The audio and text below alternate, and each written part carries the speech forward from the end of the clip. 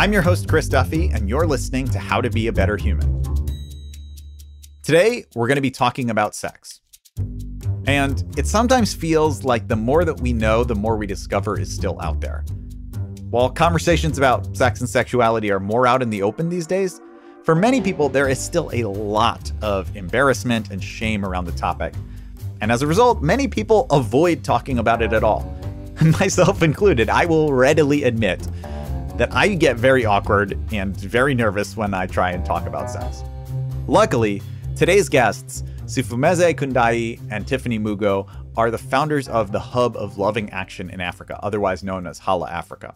And they are known for promoting conversations about sex and sexuality across the continent. What started as a passion project while they were still in university has now exploded into articles, workshops, a podcast, a TED Talk, and so much more. But at its core, HOLAAfrica is a place where African women and queer people have a safe space to talk about sex in a way that's positive and not just centered on trauma or shame or sadness, and also not centered on the often repressive ideas about love and pleasure that have historically been promoted by the Western world. So in today's episode, I'm going to talk with Tiffany and Siphumeze about what they've learned in the process of gathering so many other people's stories, how to let go of shame so that we can communicate more freely, and how to nurture a healthier and safer attitude towards sex, regardless of what you're into or not into. To get started, here is a clip from their TED Talk. Even you, as an adult, have some internalized ideas about sex that you never challenge. Some good, some bad, and some very, very strange. So, when you allow someone to see you butt naked, do you ever think about how the ideas that you internally have will affect whether you will like them tickling your elbow or kissing your thigh or shouting out the name of a chosen deity? One must do internal monitoring and evaluation if we are going to live our best sexy lives. And we're going to tell you how to have a great sex life, right? But the first thing you need to do is let go of the bad ideas you have about sex. Think about the things that we need to change. And the things we need to embrace in all of their shiny newness. We are going to embrace all sorts of shiny newness right after this quick break. Don't go anywhere.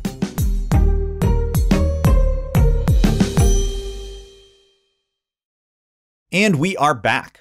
Today on the show, we're talking about sex with Tiffany Mugo and Siphumeze Khundayi. Hello, everyone. I am Tiffany Mugo. I am a writer, curator, and thinker about town. Hello, everyone. My name is Siphumeze Khundayi, and I am a theater maker, visual artist, and I co-curate HOLAAfrica. Well, now that we know who you are, how did you two first meet? So, plot twist, we are actually a couple. A lot of people don't know that. I will tell my side of the story about how we met. We met at the World Cup, like bad breakup things. I was still in the country. I'm actually Kenyan. And like my ex was just being a mess. We're not even going to discuss that. And so I decided to stay for the World Cup instead of going home. The 2010 World Cup when it was in South Africa. And I think that we met the day of the first match. So that's when I think that we met. But apparently you have a different story. Yes. So the actual story is, so we went to varsity together and we had this festival, a theater festival, and each resident has to participate in this festival. And we shared a stage. So her res and my res shared the same stage. And they were doing those like Shangis, what is it called? For colored girls. And she was one, so she didn't have any lines in the entire show. I didn't have lines. She came through just like coming in as the man who steals someone's stuff. So I obviously had to watch these people rehearse over and over and over and over. And that's actually where we met. And this was in our first year of university. But she doesn't remember me. And we then proceeded to meet every single year after that. And she doesn't remember me in all of the events that she's gone to. She remembers the people around me, but she doesn't remember me. Okay, so first lie, I did have lines in that play. Okay. Second lie, okay. I don't know whether the other stuff is a lie, but it's not a lie. The play thing is a lie. I had lines. Wow, okay. Our Genesis story is still up in the air, but it has been 13 years now, I think. Yes, of us actual dating. Yeah, so 12 years of us actually dating, and that's how we met. We forgot our anniversary this year, which just goes to show how long we've been together. It's been a long time, guys. That's a sign of a long, successful relationship for sure when you forget the anniversary. Okay, so you founded HOLAAfrica. What was the initial response to that? It was very positive, actually. It was positive, but everyone was very shy. Because I guess it wasn't a space that they were used to. And I mean, it started with the physical workshops that we used to do where women struggled to speak a lot of the time. But over time, I think people then got comfortable and they spoke quite a bit, actually. And then I think once the ball started getting rolling and people got used to telling their own stories, we just couldn't stop them. And also we didn't censor like what type of writing. All we said was it has to be positive. You cannot put down another human being in your expression of self. That's all. So even if you are not that great at writing, we would edit your work. We'd sit down and we'd edit you and make sure that you are coming across as the way that you want to come across. But I mean, outside of people struggling to speak in the beginning, I think that everyone was excited about it. Everyone, we had all of the responses that we got were very, very positive. Straight women were like, oh my gosh, this platform, I need it. Queer women like, oh my gosh, this platform, I need it. But one thing that was very interesting was like the shyness wasn't even just about contributing, but it was even around engaging with the platform. Like even something as small as a like on a post was quite difficult. So one of the things that whenever I'd go to conferences and stuff, people would come and they'd be like, oh, we follow HOLAA. And I'm like, that's great. And they're like, but we can't like your posts sometimes because, you know, a like is almost like acquiescence. And then it's the visibility of you having liked this post. And I think in a lot of people's personal spaces, because, you know, you got your grandma on Facebook. Because our website, there are certain African countries where you can't access our website. And Asian countries. Yeah, and Asian countries. So there's also that to navigate. So not accessing all of the continent as much as we'd like to. Yeah, I'd like to get a little bit deeper into that, into the idea of context and geographical context, because, you know, one thing I noticed in your podcast, you ask that the question can be anonymous. We don't have to know who it is, but you need to know where they're from because, as you say in the podcast, geographical context is really important. That's so crucial for giving this advice. One of the things that I've had to do is high-key check my privilege, right? Because we live in South Africa, so we can do the whole thing where we can be on a podcast like yours, which has a huge footprint, and we can live together and we can be fine. And, you know, like tomorrow if we go for brunch, like I could sit on her lap and it'll be fine. But like it's one of those things of, well, you see, it also depends on what parts of the country we're in. So like for me, one of the biggest things has been having to like check myself every time we do work in different countries, especially like in the nature of like, you know, who we invite to the space. Like one of the things we don't do is we don't publicize when we're going to another country to hold a workshop. We'll reach out to an organization and be like, hey, can you like bring your members? Where is the safest place to do this? Like we don't go with the hubris that we can just land, put up a poster and be like, HOLAAfrica coming to a city near you. Like we do not do that, right? So we work a lot with sort of organizations on the ground, people doing incredible work in different countries. For me, I will not lie, it is a constant struggle of having to remember. And like even with you in Nigeria hosting that space. Tiff is speaking about an experience that we had in Nigeria where people struggled to speak about the positivity of their sex, struggled to speak about what they find attractive about each other, you know, and what they like, how they like to be touched, how they like to be spoken to by their partners because of this other violent narrative that they have to carry in their everyday life. Yes, it's great for the rest of the world to identify, but this is about reminding our own people on this continent and in the context that we have and the difficulty of being queer on this continent, that it is okay for you to survive. It's okay for you to feel good. It's okay for you to enjoy your person as much as you go out into the streets and the world says this is not okay. But behind closed doors, this is important for you to know. And it's important for you to create a healthy environment for you and your partner or partners or however it is that you choose to create your sexuality or perform your sexuality. So thinking about, obviously I come from an extremely high privilege place here. And yet I still personally feel so much fear and discomfort when it comes to talking about sex and bodies. And, you know, I loved your book, Quirky Quick Guide to Having Great Sex. And one of the things I think is so powerful about it is you really address that of like, it can feel weird to talk about. It can feel uncomfortable, and it's worth pushing through that. And you acknowledge that it can feel weird. So where do you think that fear and discomfort comes from? I think the constant socialization and shaming, even though people make like jokes when you're young, oh, you know, you're a little heartbreaker and you're a little this and you're a little that. You know, when kids will like hug or be overly intimate, there's always that constant policing, right? That sex is something that is for a very specific time, a very specific purpose, and that gets drilled into us constantly. And I think we just continuously grow up with these mixed messages of, you know, we should all partner up and we should all like, you know, be little heartbreakers. And is that your boyfriend? Is that your girlfriend? But then constantly being told that sex is not something that we talk about. And we also don't have the language. Because think about the first time like a parent says the word penis or vagina in front of their child. Like to this day, my mother, knowing my job, knowing the books that I have written, the work that I've done, cannot stand it when I say vagina. Like, so when you grow up in that context, you can't talk about something you don't have the tools to talk about, right? Yeah. There's also, I think, religion and the way that we shape our value systems around religion and shaming people for sex before marriage, you know, is a sin. And actually masturbating is a sin. I think for the longest time, I carried a lot of shame around masturbating because it gets drilled in you. You are not allowed to touch yourself.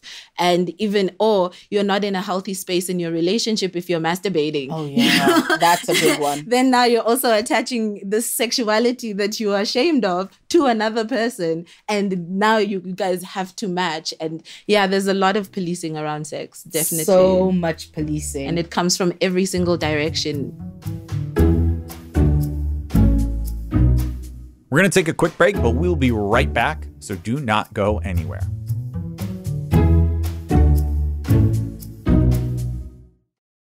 And we are back. Okay, so we've already been talking a bit about some of the ways that society and strict religious interpretations have put all sorts of restrictive ideas about sex into our heads. For many people, it can feel like there's rarely ever a time where we can actually openly speak about sex. And Tiffany and Siphumeze, they say that was not always the case. And in fact, we can look to the past to teach us how to move forward. Here's another clip from their TED Talk. Now, it all seems pretty morbid that culture and society have failed us in our quest for coitus. But this is not the case. There are things that the past can teach us to help us upgrade the present. So now, if I had a glass of Merlot, which I really wish I did, I would pour the ancestors a drink because there are ways in which African societies handled this sex thing before the sea that shall not be named, Colonization, came through. We had, within African societies, we had spaces, both social and spiritual, that helped institutionalize healthy sexual practices. We had sexuality schools that taught social and erotic cues. We had spaces where teenagers could engage, understand, and properly know how to handle sexual urges, and places where adults could handle the stresses and strifes of adulting. Ways that didn't include you hiding your credit card bill or deleting that toll-free number from your phone. These spaces of old were so important for women. There were African sexual practices that centered women and in particular, their pleasure. Yes. These spaces still exist, and they existed in the past where it was like a case of understanding that pleasure was a core part of your relationship as man and wife, because heteronormativity is forever. But just really, really understanding that and teaching that and being okay. But even within those spaces, it was for that particular thing. It wasn't just at the watering hole being like, hey, you know what? He needs to go down on me more. There was there were specific spaces where we spoke about that. Yeah.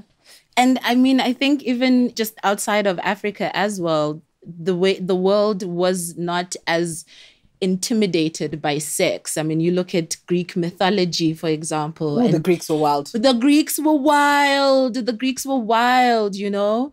People were free about sex before and all over the world. It wasn't just here in Africa.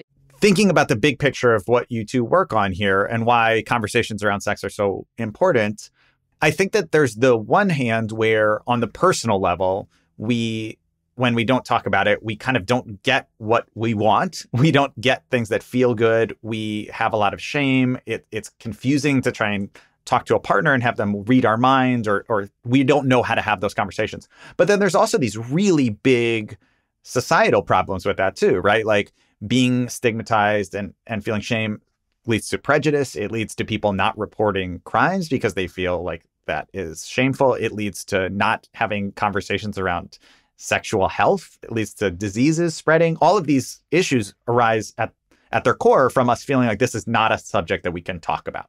So that's a huge problem that I think is really important to get past.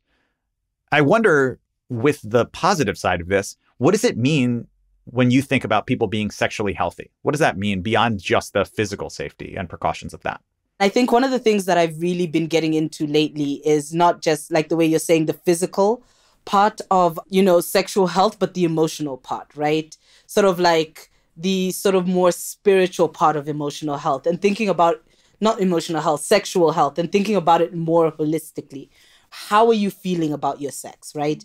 And I think that's like such an important part that a lot of people forget, where when we're talking about sex, we're like, oh, okay, so I have condoms, and, you know, we possibly live in a world where we have like access to like safe abortions and things like that, and all of those logistical things. But what does it mean to be emotionally healthy, right? And be sitting there and have sex and be like, okay, was that like a good experience for me? Not just physically, but emotionally. Because you can have orgasms and you are just like busy fighting your own demons, right? And the reason you're having these orgasms is because you're running away from something. And one of the things we've realized a lot in our work is how sex seeps into so much of your emotional life, right? So even like when people seek help for like sexual problems, you'll find that a lot of it, there's like a psychological element. There's like, you know, needing to look into like past traumas and things, needing to look into like what you're going through right now. And so the emotional part for me is a big part of like what being sexually healthy looks like outside of the physical, just making it more holistic. So what that means for me is also being free enough to decide what you enjoy. You know, I think the world right now likes to tell us how we should perform our sex, how we should be sexual beings. We shouldn't be sexual beings, or you should be this kind of sexual being. Like sex positivity has also created this huge pressure for people to be having a whole lot of sex, and not necessarily like body counts are a thing now. So what that does is it starts creating a narrative that shames somebody who may not necessarily want to have as much sex, or somebody who does not want to have sex at all, you know? So I think for me, sexual health is everyone being free to decide what kind of sex they want, or whether they even want to have sex without outside judgment, without anybody coming in to force their own opinions onto your sex. So as you probably know from my podcast, I'm always like, I'm just going to tell you my life as it pertains to this.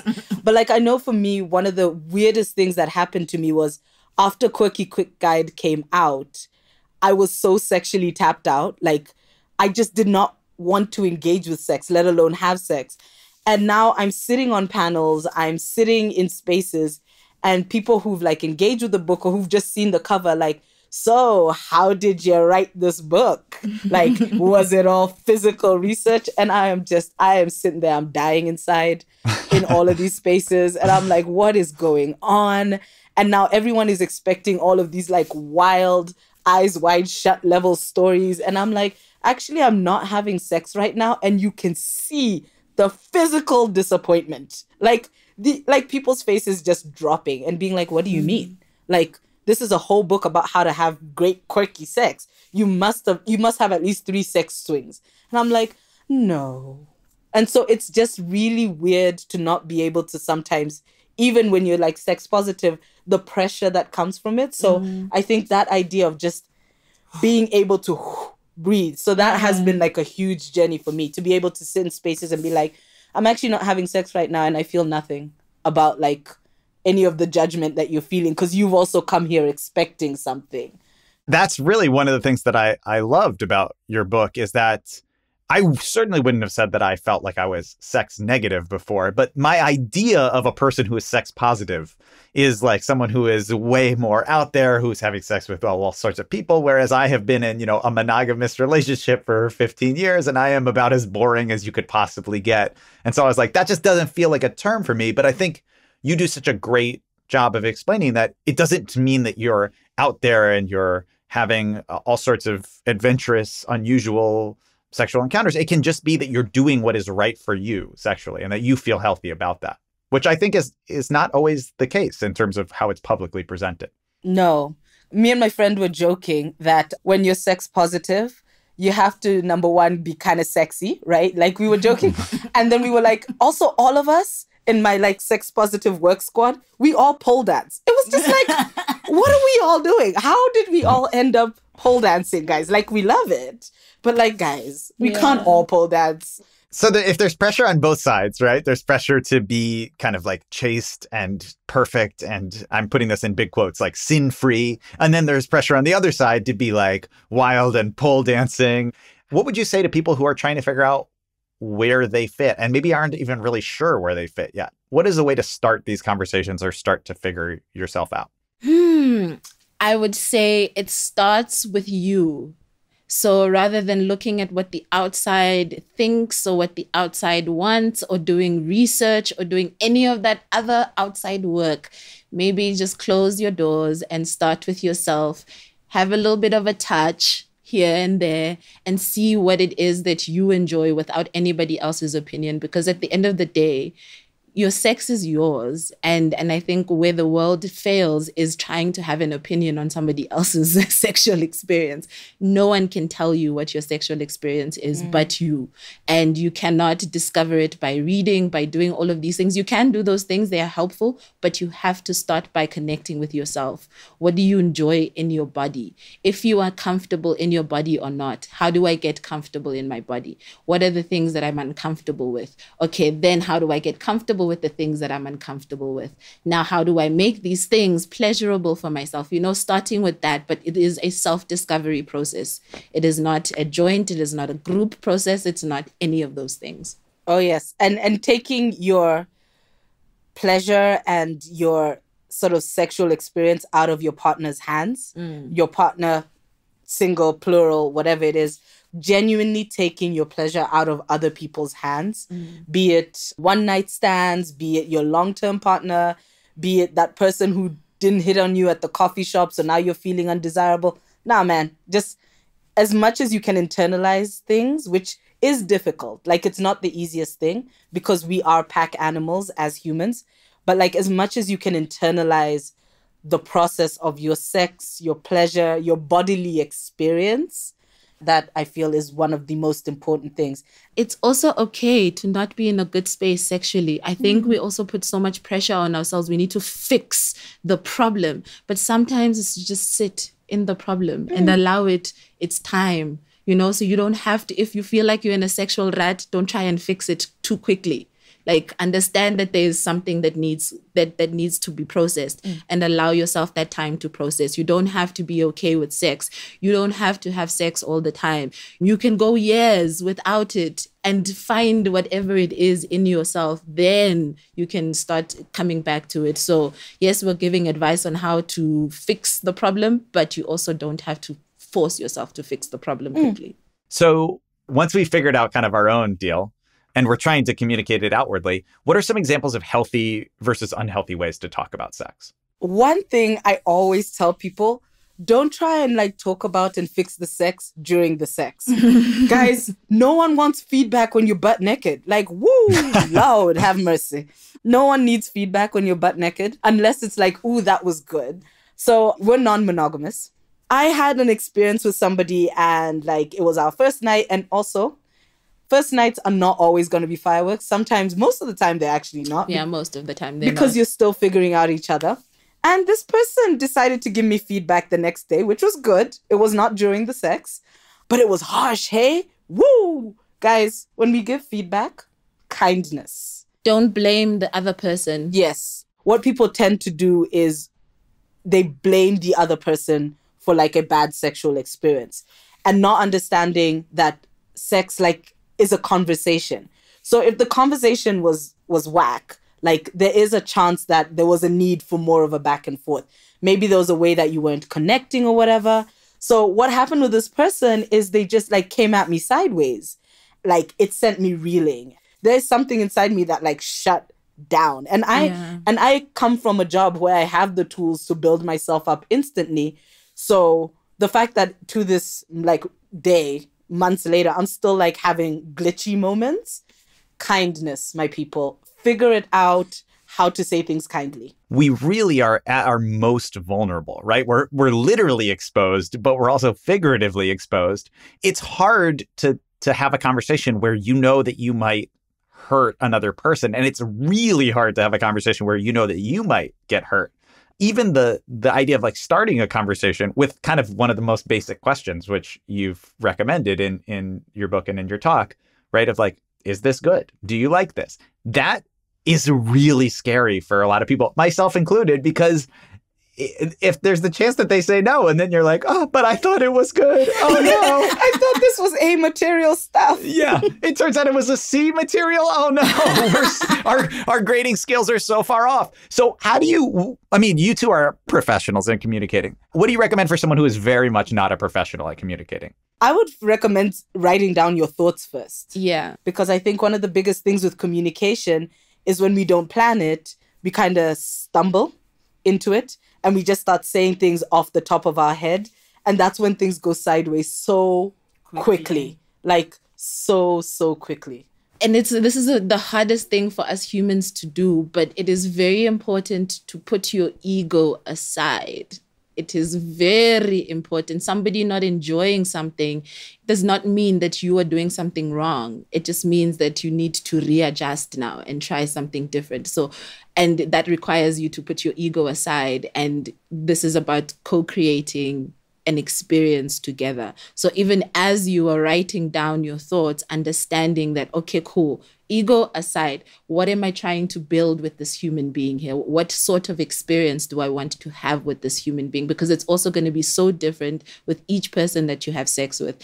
And even if you think you're confident and you know exactly what you're doing, with the next person, you're not going to know because it's a new body. And you're understanding very new things. And so you have to learn what they like. What you like and what somebody else that you've had sex with before liked isn't going to be the same thing. Most of the time, it's not going to be the same thing. So you have to relearn. You have to start from scratch every single time. So it's important to put that ego aside when you're dealing with sex and talking to a partner about it. It's important that we talk a little bit about how we can establish and make sure that we are constantly checking in on consent, because that is a big part of really good sex. Part of our work, we've seen that even in long-term relationships and stuff, the idea of consent seems to still be murky because people just do not have the basic tools to talk about their bodily autonomy, right? And it's not even just like, women or gender non-conforming folks. I once had a conversation with a man and he was just like, sometimes I don't want sex, but I don't know how to say no. Because the whole idea about men constantly wanting sex, spreading their seed and all that stuff, it just boils down to the inability to be able to talk about our sex and our bodies and stuff. So we can't, even the word no now just becomes confusing or whatever.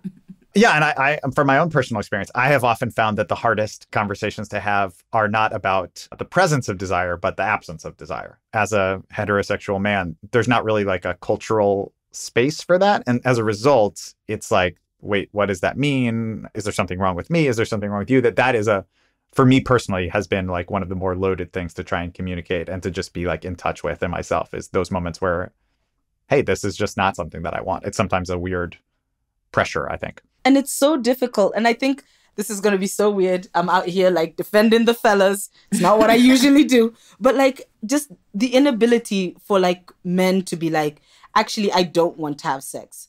And then the pressure, because then their partner's like, oh, am I undesirable? And like the way I said before, like this sort of group collective ego, the collective sexual ego, because now you don't want to have sex, and you may not want to have sex for a myriad of reasons. You may not want to have sex for one reason, right?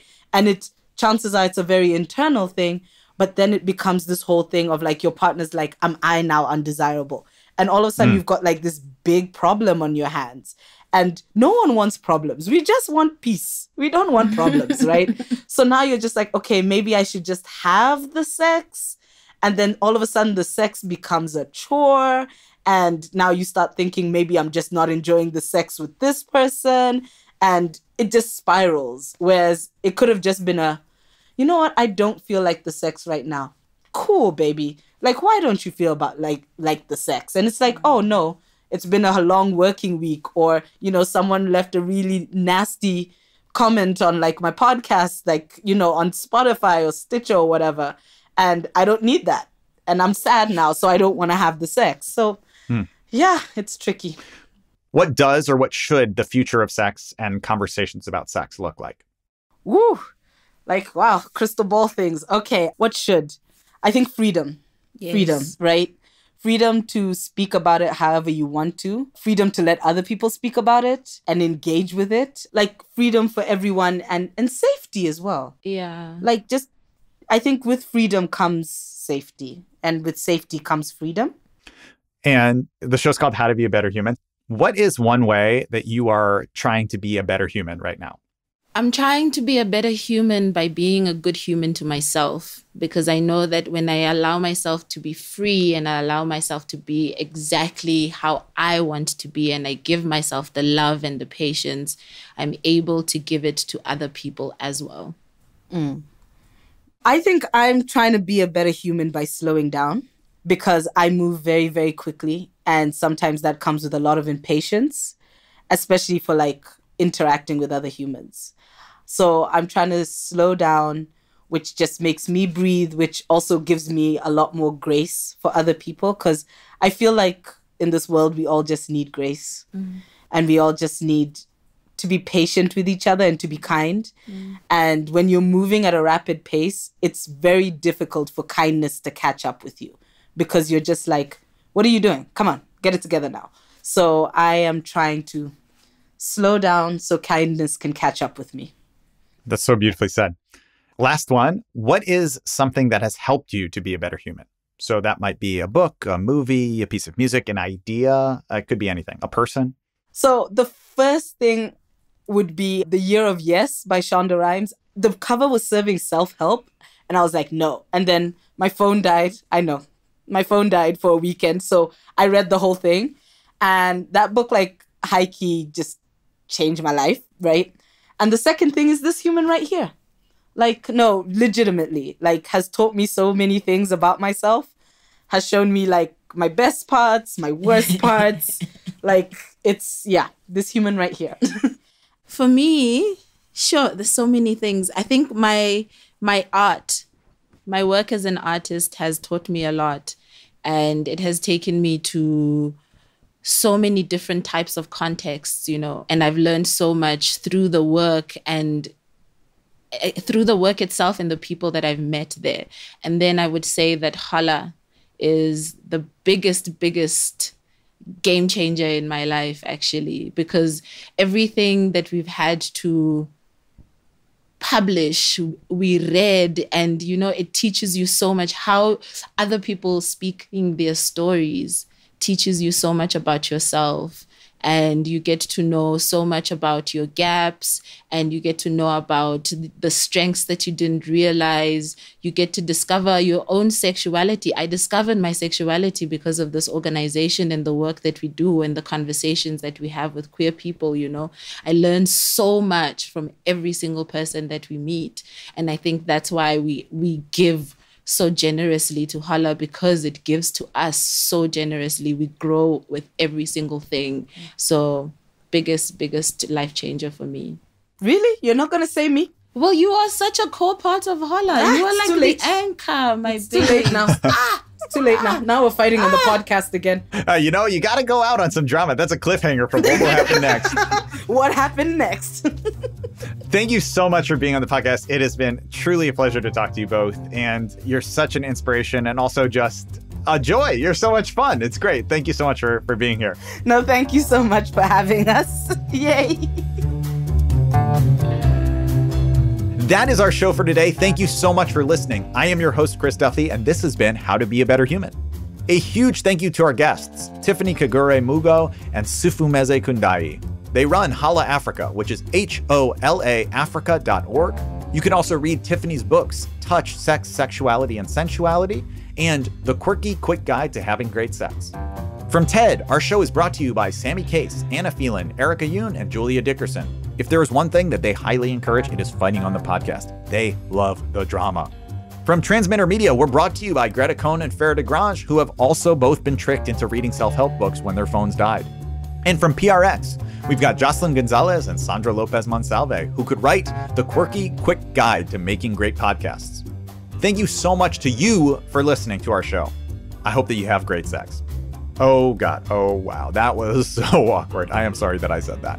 Please keep listening anyway. We will be back with more next week.